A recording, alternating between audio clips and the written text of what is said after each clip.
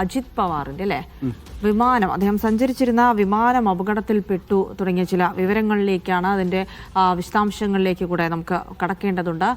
ധനസുമോദ വിവരങ്ങൾ നൽകും. സുമോദ, വളരെ പെട്ടെന്ന് ലഭിച്ച ഒരു വാർത്തയാണ്. അതിന്റെ വിശദാംശങ്ങൾ എന്തെങ്കിലും ലഭ്യമാകുന്നുണ്ട്? എവിടെ വെച്ച് എപ്പോഴാണ് സംഭവിച്ചത് തുടങ്ങിയ വിവരങ്ങൾ എന്തെങ്കിലും ലഭ്യമാകുന്നുണ്ടോ ഇപ്പോൾ? ഇതുവരെ നമുക്ക് ലഭ്യമായ വിവരമനുസരിച്ച് അജിത് പവാർ സഞ്ചരിച്ചിരുന്ന സ്വകാര്യ ജെറ്റ് വിമാനമാണ് അപകടത്തിൽപ്പെട്ടത്. അദ്ദേഹത്തിന്റെ വസതിയായ ബാരാമതിയിലേക്ക് പോകുന്ന വഴി സ്വകാര്യ വിമാനം ജെറ്റ് വിമാനം ലാൻഡ് ചെയ്യുന്നതിനിടയിൽ തീ പിടിക്കുകയായിരുന്നു.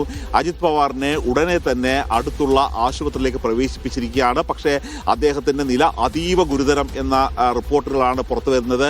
ഈ ബാരാമതിയിൽ തന്നെയാണ് അദ്ദേഹത്തിൻ്റെ ശരത് പവാറിൻ്റെ അനന്തരവനാണ് അജിത് പവാർ. അദ്ദേഹം ഇപ്പോൾ എൻ ഡി എയിലാണ് ഉള്ളത്. എൻ ഡി എയിൽ NCPയുടെ നേതാവ് കൂടിയായ അദ്ദേഹം ഉപമുഖ്യമന്ത്രിയാണ്. ഈ നേരത്തെ തന്നെ മുഖ്യമന്ത്രിമാരടക്കം നിരവധി പേർ ഹെലികോപ്റ്റർ അപകടങ്ങളിൽ പെട്ട ഒരു സാഹചര്യങ്ങൾ കൂടി ഇതിനോടൊപ്പം തന്നെ നമുക്ക് കൂട്ടി വായിക്കേണ്ടതുണ്ട്.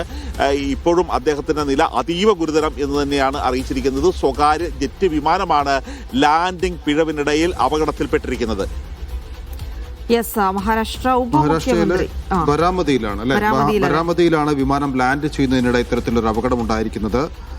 വിമാനം ലാൻഡ് ചെയ്യുന്നതിനിടെ കത്തി എന്നുള്ളതാണ് അവിടുത്തെ നാട്ടുകാരൊക്കെ റിപ്പോർട്ട് ചെയ്യുന്നത്. കൂടുതൽ വിവരങ്ങൾ ലഭ്യമായിക്കൊണ്ടിരിക്കുന്നുള്ളൂ. മഹാരാഷ്ട്രയിലെ ഉപമുഖ്യമന്ത്രി കൂടിയാണ് അജിത് പവാർ. ധനസുമോദ്, ഈ വിമാനത്തിൽ മറ്റ് യാത്രക്കാരുണ്ടായിരുന്നോ അതോ ഇദ്ദേഹത്തിന് മാത്രമായി ഓടിയ ഒരു വിമാനമാണോ ഇത്?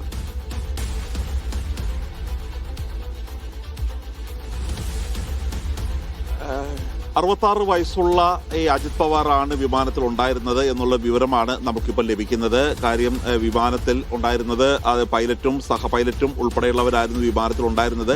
ഈ ഞായറാഴ്ച രാവിലെയാണ് ഈ ഞെട്ടിപ്പിക്കുന്ന വാർത്ത ബാരാമതിയിൽ നിന്ന് വന്നിരിക്കുന്നത്.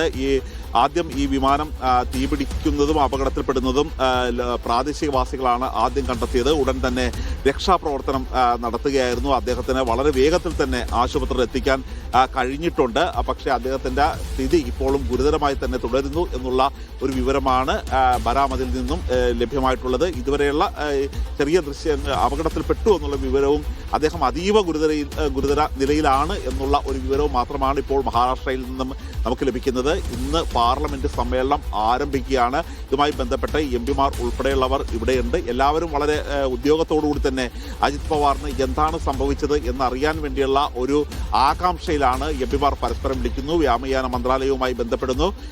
മഹാരാഷ്ട്രയിലെ മുഖ്യമന്ത്രി അടക്കമുള്ളവരുമായി ബന്ധപ്പെടുകയായിരുന്നു.